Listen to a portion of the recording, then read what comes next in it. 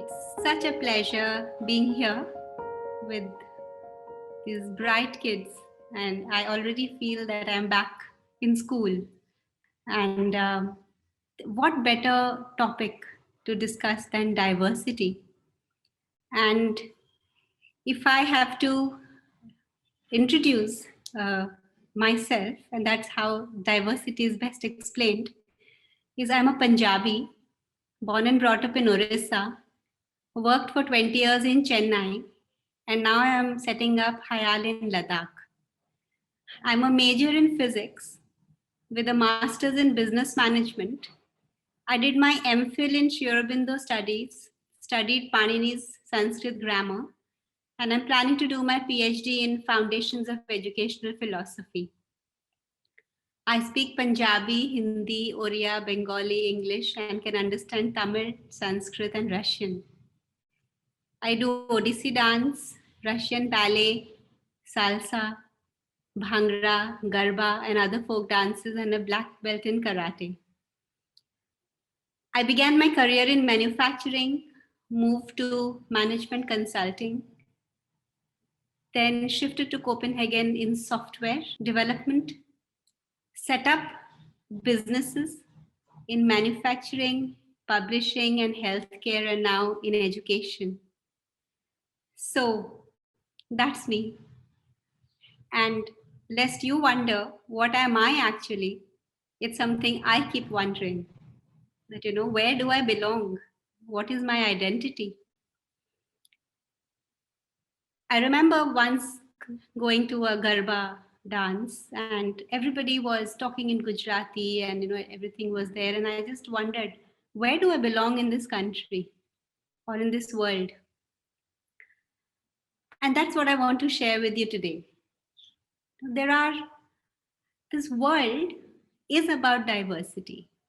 There are, I'm told, 47,000 species of flora, 81,000 species of fauna, and that is in India, and multiply that by 10 times the world over. Modern India is the most diverse country in the world with about 100 languages, diversity in clothing, foods, customs, traditions, festivals, architectures, religions. I mean, you name it. It's like a mini continent by itself. And then you throw in world, cuisine and religions and so on. I mean, if there is a creator who created all this, why did he create something with such diversity? If it were not something that was desirable, I'm sure if he had created so much diversity, it would be easier for him to create all this uniformity, right? But what is it? What was the purpose behind all this diversity? And that is where we come to here. It is this expression, this diversity and richness of expression that is the purpose of life. And yet, we are born in a particular milieu. We are born with certain exposure. And as we go through life, and as we are exposed to more and more things, we have two choices amongst us. Either we are prejudiced, we're judgmental, we either have an inferiority or a superiority complex, and thereby we keep the rest of the world and others at bay. Or we have the other option that we try to find the beauty what we have been exposed to and the learning and try to bring it together on this beautiful canvas of life.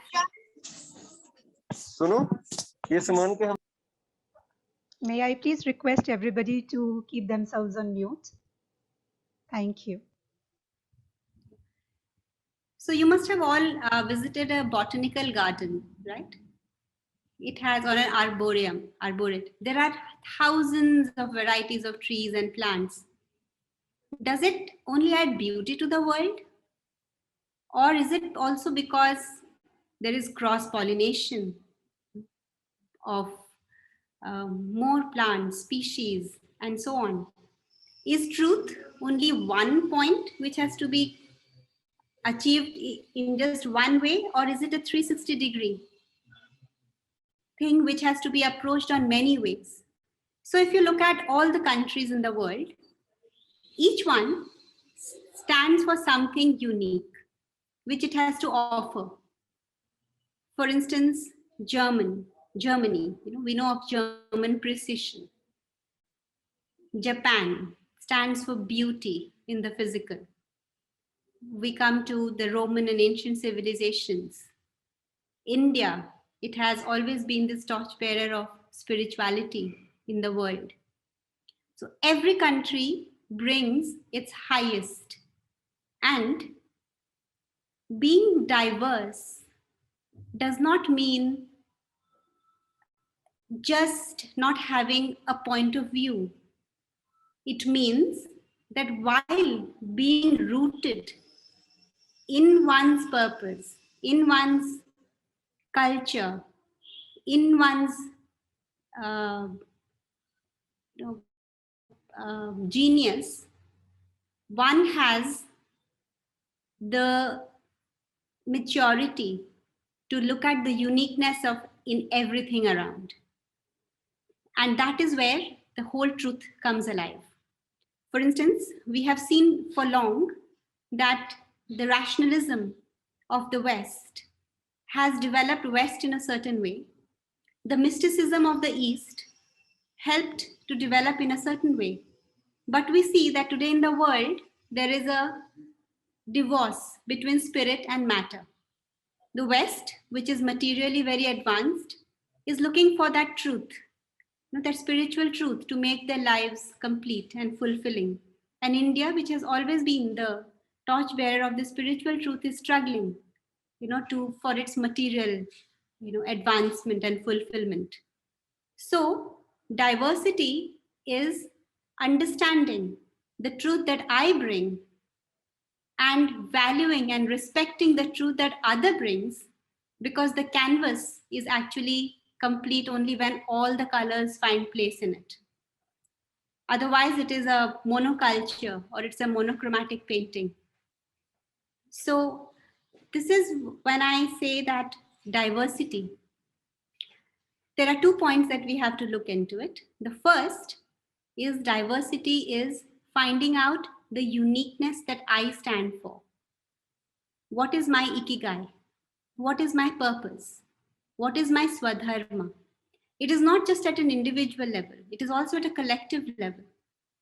What does my village stand for? What does my state stand for? Even within India, each state brings its partial truth to make the whole nation called India. Similarly, every country brings its partial truth to make the whole beautiful world that we call a global village. So the first thing is to find out what is my purpose and my ikigai. It is only when we have strong roots and we are rooted in something that our branches can go up and assimilate the best everywhere. So the second step is finding out the uniqueness of everybody around me, every country around me, every community around me, because everybody has something to share, has something to offer. So today, there is a lot of talk about internationalism. Unfortunately, it is coming at the cost of nationalism. Okay, so one thing we need to understand is that nationalism is not anti-internationalism and vice versa. It is only when you're truly nationalistic can you be international. Why?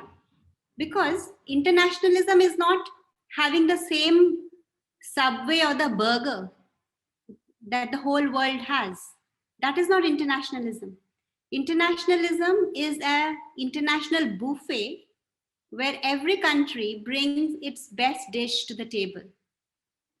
So only when one is nationalistic, which means that one understands what one's nation stands for and one develops that in one's psyche, can one be truly international. Because what do you go to the world stage with? If you do not bring anything unique to the table, then what do you go to the international table to offer? So let us understand that as human beings, it starts from who we are. Like all great teams are built with people with complementary skills. Somebody has great head for numbers. Somebody is very good in marketing. Somebody is a great operations person. Only such people, when they come together, those diverse set of individuals come together, they form a winning team, that can create successful businesses. But when each one is bringing his or her best, each one has found out what is the best that I bring into the table. So this, what may look as a paradox, is actually a most seamless complementary thing. To respect the uniqueness in the other, we have to identify our uniqueness. Otherwise, we will not be able to respect the uniqueness in the other. It will either lead to an inferiority complex when we see somebody doing something well, or it will lead to a superiority complex. And both of these do not make successful teams or successful collaborations or successful even international federations. There are a lot of federations in Southeast Asia. There is, World United Nations and all of that, which look for, let us say, world problems. Let us take the example of climate change. Okay. Now, let us take how diversity helps here. Now, today, an enemy is not another country. It is this issue of climate change. It is this receding glaciers and these changing of seasonal patterns. So how can diversity help here? Like for instance, the West can bring in its rational and scientific ways of solving these problems. There are these carbon credits and exchange mechanisms and all of that, new technologies that are green and so on. But what can the East, what can India teach the world in this through its diversity? So India has always stood for conquering a desire rather than fulfilling it. India has always stood for the sustainability. In India is to take less from nature than what nature is capable of producing, which is called regenerative practice. India has always worshipped Mother Nature as something not to be exploited, but something to live in harmony with, and to be looked at something sacred. So maybe this is missing in the last 300 years, which has brought us to this brink of, pollution and climate change and all this disaster, because we have not been looking at nature as mother, which was what India contributed to the world. If you take Kalidasa's plays of Shakuntala and others, and if you take the plays of a great playwright like Shakespeare, you can see the difference. In Shakespeare's plays, in Macbeth, there is always a storm, there's lightning. Nature is always an adversary that has to be dealt with, or it has to be, controlled. But in India, if you look at Kalidasa's plays of Shakuntala in the forest, she is very happy. She first, waters the tulsi plant before drinking herself. And this respect for nature is what India can teach the world in terms of climate change. It can teach that circular economy does not always mean that you keep producing more and therefore you reusing more. Sustainability can be by using less, by reducing consumerism.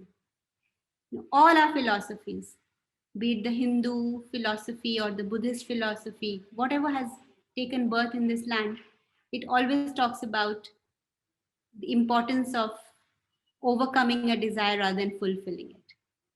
So if we do not have 40 pairs of shoes and we do not need, the 60th pair of dress, then to that extent, we would need less and less factories who produce that, and less, pollution in the air, and less each family not needing a fourth car for every member. And only then we can, solve climate change. So this is how a diversity of views. And when we say this, we do not forever undermine what the West is being doing for climate change, but we collaborate. But we do not. So what diversity also means is that we are not having that colonized minds and that slavish mentality of thinking that we have nothing to offer.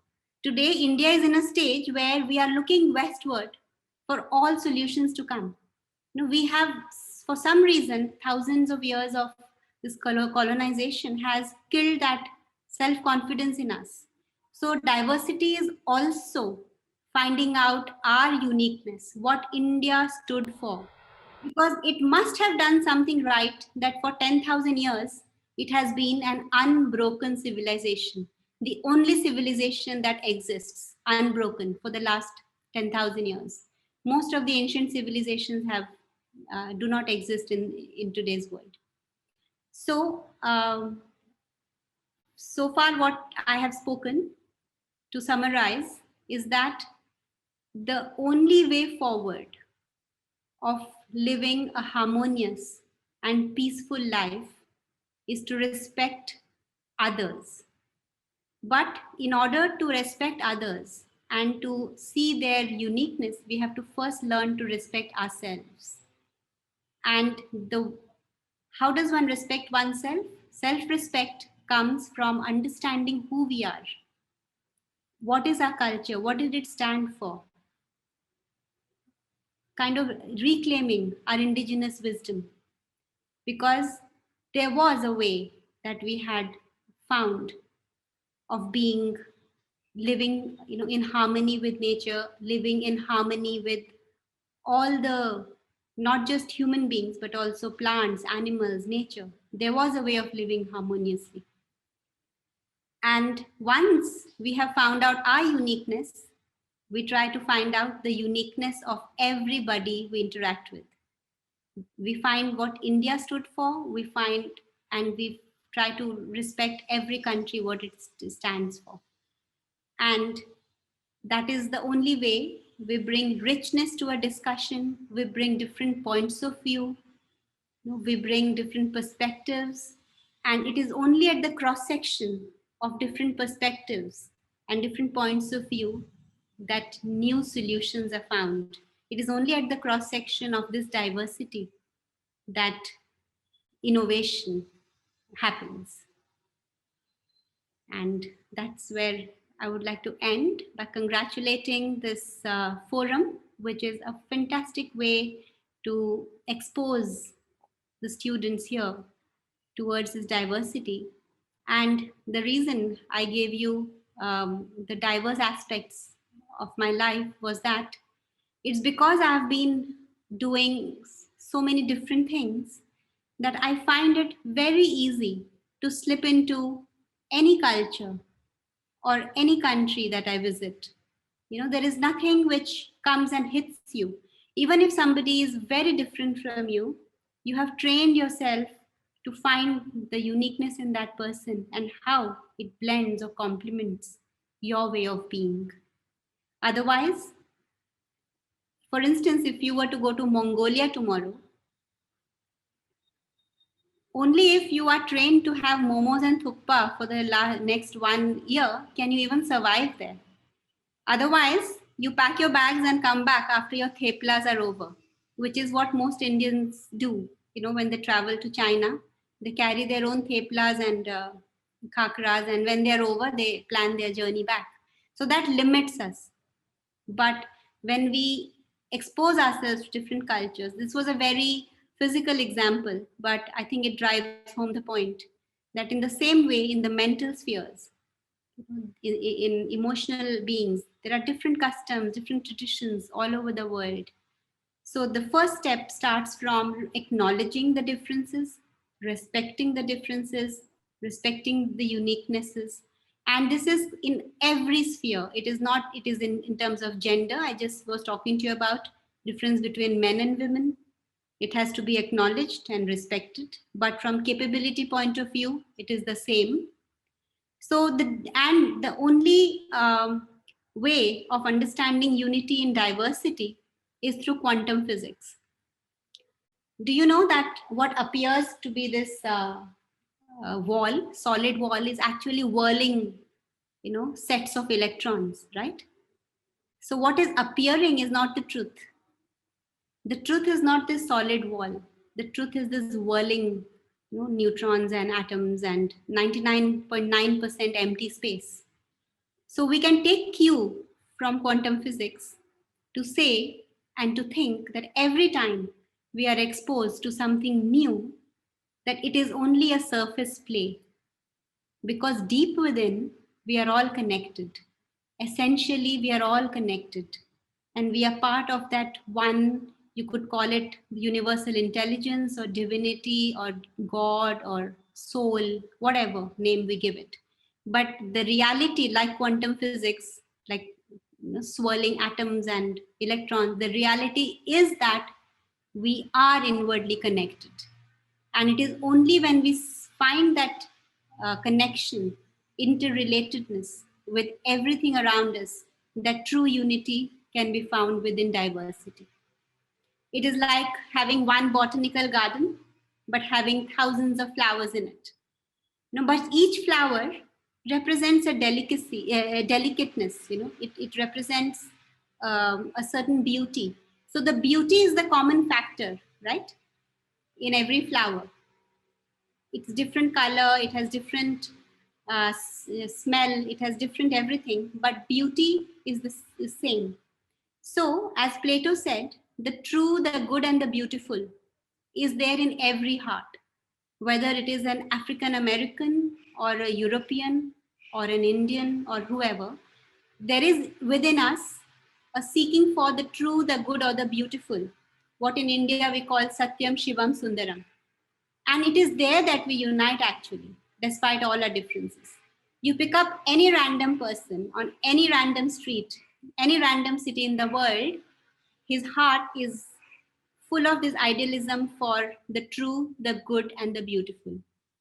Everybody is looking for these three.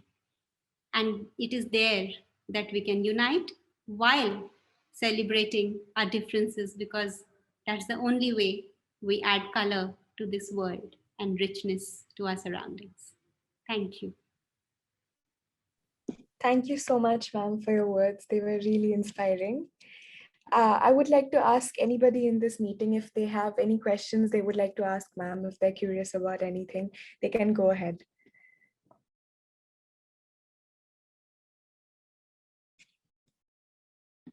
They can just unmute themselves and ask the question.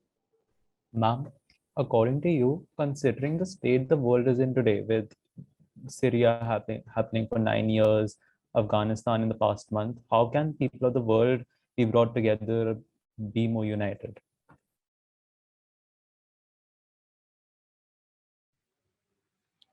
So the disharmony in the world that we see around us is a reflection of the disharmony within us. We have formed United Nations, we have formed all kinds of, global associations, but strife in the world has not reduced, right? It's because the answer lies in each one of us, our transformation. It is only when there is an individual transformation towards this peace and this harmony and this oneness. But then your question would be that, okay, I may want oneness and peace and harmony, but what if there is somebody who just barges into my house with a gun? So what do I do? So there are several points of view on how to deal with that matter. Okay, Mahatma Gandhi said that if one slaps you here, you show your other cheek. But with all due respect to Gandhiji, I have a different point of view. I feel that yes, non-violence can work under some circumstances, but try practicing non-violence when a Taliban, is holding, an Afghani woman and is about to shoot her. No, it doesn't work. So it is ideal that we live harmoniously and with non-violence. But in the Bhagavad Gita, Krishna asks Arjuna to take up the weapons and, fight for truth. So while it is not violence that it is, but power, might is also needed to fight injustice and wrong in this world. And this might comes in many ways. It can be the might of knowledge. When there are these days, especially, there are a lot of narratives that are being written about India, about Hinduism. We need to have the might of the pen to be able to reply back. Sri Aurobindo wrote a whole book called Foundations of Indian Culture because somebody wrote a book that is India civilized, and he tried to show how India is not civilized but barbarous. And Sri Aurobindo took the trouble of replying to that book by writing a book. That is the might of the pen. You may also need military might. You can't just go and tell China that please take Aksai Chin. If you tell him that, he will take the whole of Northeast also. So you need military might. Similarly, when there are these multinationals who want to come to India and not let Indian companies develop, we need financial might. So it is to develop that power is important.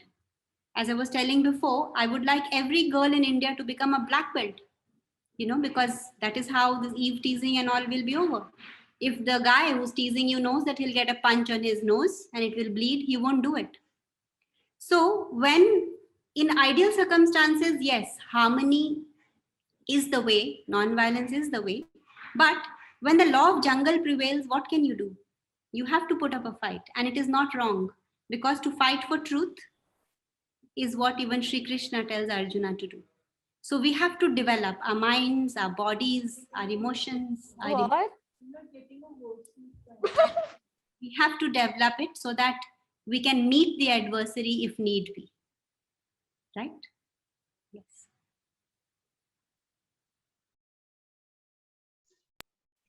I think next Prabhav have raised his hand. You can go ahead with your question. Hello, ma'am. I'm from Mayo. Ma'am, you talked about circular economy. So, ma'am, do you think that circular economy is the key to sustainable development? Yes, of course. What is the philosophy of circular economy? Circular economy says that there is no waste at the end of the process, because whatever is at the end of the process becomes a raw material for some other process. Okay, so, and that is the only way to be sustainable. So where I'll give you an example. It might sound a bit crude on the face of it, but in Ladakh, for instance, people use compost toilets, which is like dry toilets, which they don't flush away, but which after a year becomes manure. And then they use that in the field where the plants grow. And when animals eat those plants, they give cow dung. That again goes as manure. Kitchen waste goes to feed the animals. So I have not seen waste being generated there. And that is the way to be sustainable. Whereas what do? We use flush toilets. We don't even know. It looks very clean. A compost toilet may not look very clean on the surface, but it is more clean from point of view of nature. But we just flush it and we just don't know where it goes, and it contaminates groundwater. Most of the cities, you cannot anymore drink groundwater without setting up ROs and other things. And then you don't get that compost for the fields. The cycle is broken. It is not circular anymore, and you have to use cement, fertilizers, and pesticides after that. So you have to then make them, and then they in turn have their own waste and side products. So yes, circular economy is this philosophy that whatever is the waste of one process becomes the raw material of another. And if we can creatively work and build this, it is a way to sustainability.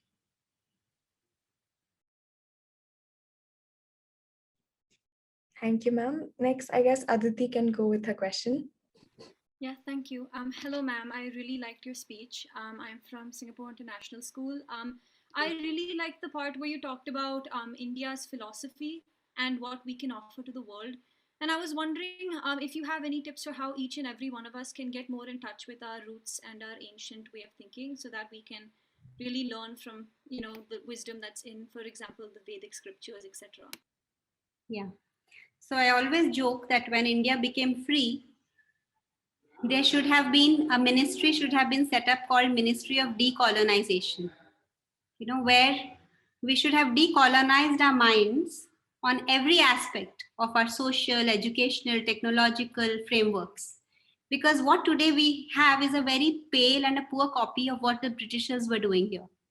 One example is this whole Indian Administrative Service. No developed country in the world has something called an IAS, but it is such an aspirational thing in India because in those days, the Britishers would be the ICS, Indian Civil Servants, and they had all these grand lifestyles, and every Indian aspired to be that. And even today, after 70 years, we continue to aspire to be that. So one of the ways to get back to the roots is to develop critical thinking. And that develops when we have contextual education. What does my context demand? And if we take up the Indian principles of let's say our medicinal systems, Ayurveda, and it says that every place has the required resources for us to live. Let us say you are in Rajasthan, where it is very hot, you have marble. Marble keeps your house cold. You have so the materials used for your house, for the food, is very locally available, which is necessary. So we have to start looking at not solutions which come to us, but what we can critically come up with, which are having these, this philosophy of circularity. And how does this happen? The first point is that when we develop pride, national pride, and patriotism is not a bad word. Patriotism, as I said, is just this pride of what my culture has unique, which I should develop in my being and take it to the world, right? And this culture, in case of India, has been spirituality, which is nothing but seeking answers beyond what the senses can offer us. Okay, the whole difference between the Eastern and Western approach is that West relies on experimentation. It relies on data collected by the senses, and it is an outward process. Your senses go out. Whereas the Indian approach has been experiential. It has been not only because we, as I gave you the example of quantum physics, we know more and more that what our senses perceive is not the truth. If you see that Japanese movie, Rashomon, there is a particular murder which 6 people are reporting, and all 6 are different, viewpoints. So what the senses perceive is not the truth. And therefore, this whole thing based on experimentation is only a partial truth. Whereas, so both Eastern and Western approaches are looking for truth. It is what is the methodology? The methodology of the West is experimentation. The methodology of the East is experientialism. But we are not doing sufficient research in this. Luckily now, because of yoga and other things, it has gone to the West, and there people have started seeing results, and whatever comes back to us from there suddenly gains popularity here. But yoga, which has now become a very famous thing, is just the tip of the iceberg. We have Vaisheshika. Vaisheshika is a text which talks about quantum physics, by the way. But even like physics honor students are never taught that in India. So maths honor students are never taught that what goes by the name Pythagoras theorem is actually Bodhayana Sutra, Shalbha Sutra. It was like maybe 600 years ago already found out here. Now, people may argue that how does it matter, Bodhayana or Pythagoras? It only matters because if constantly, like how I felt till I was in 10th grade, that all this great research and the scientific things have only happened in the West. So it builds in you that lack of confidence. Whereas if you teach the students what Indian greatness stood for, we cannot rest on past glory. We have to move forward. And today we are very weak. But if you tell us that once upon a time we did have this great, it was not only Newton and Einstein, it was also Madhavacharyas and Ramanujans, and which we are never taught about in school. Then that gives us a confidence. It is a little child when he learns to walk, he can walk from here to there and he develops that confidence and then he can run. So we need to build this confidence back. And most of another problem we have is most of these Vedas and Upanishads and Vaisheshikas, because Indian scholars have not interpreted it from our lens. And in the 16th and 17th century Germany, you know that Hitler wanted to appropriate the Aryan word because he found that it was more superior to him. So in the 17th and 18th and 19th centuries, all German universities and all were studying these scriptures because they were looking for truth when the Renaissance happened. And all what we read today, interpretation of Vedas and all, has come from Western Indologists. And they have a very superficial way of understanding it than what the truth was. So we need to do this hard work, find out what we stood for, study. And one of the modern philosophers who has recovered that wisdom is Sri Aurobindo. So he has these books called The Secret of the Veda or Essays on the Gita, where he has tried to recover that knowledge. And till we recover that knowledge, we will always be trailing because the West will be ahead of us 50 years. And we will be not only trailing, but we'll be doing a bad job of, copy pasting. Whereas all innovation happens from within, from your own context, with the confidence that we can do it. And this is what needs to be done. Thank you, Ms. Gitanjali, for those insightful thoughts. And we can see a lot of raised hands and a lot of curious, inquisitive minds. Sorry, children, I mean, if this is a never-ending conversation and process, but you have 2 more hours to go and where you can discuss and share your thoughts and put across your ideas.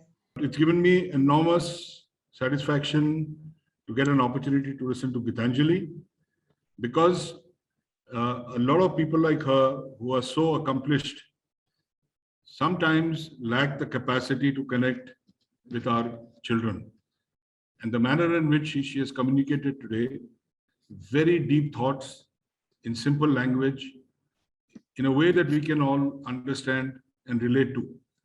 Because the problems of the world are very complex, their explanations are very esoteric, and we need more people like Gitanjali to interact with our children in many more forums. So if she's still around, Gitanjali, thank you very much for that. It was a delight to hear you. And I'm sure other schools of the Round Square in the region would also like to engage with you as we go ahead.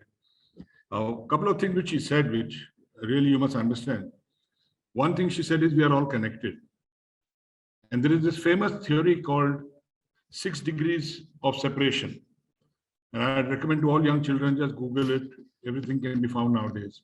It says that all of us can be traced to somebody else within 6 levels of interaction. And that is why the world is like a village today.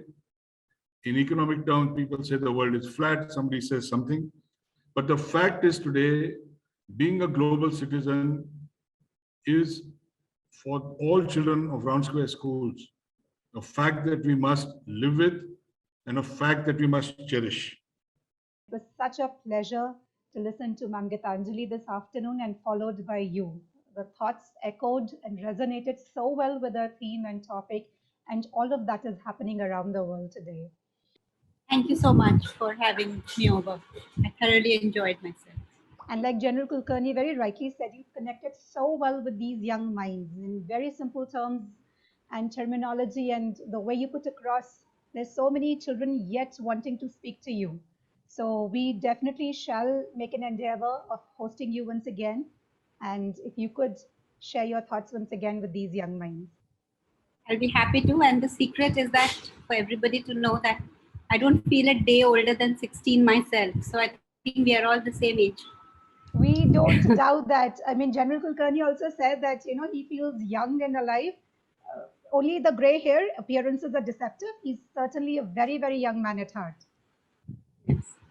Thank you so much for having me over, and I love you all. You are really the future of India, little kids, and I'm sure the nation is in right hands. Thank you so much, ma'am, for your words.